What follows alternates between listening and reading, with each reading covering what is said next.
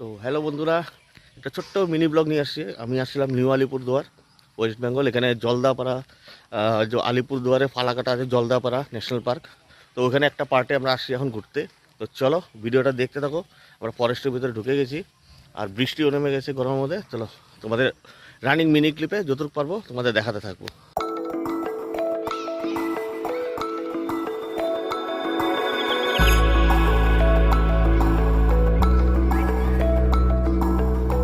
বেরিয়েছি। এখানে প্রতীক সরকার, শুভজিৎ কর্মকার, আর এর কি জানি না, বিশ্বনাথ, ও দেবাশিস কর্মকার, সরকার, কার চলো মজা করতে থাকো।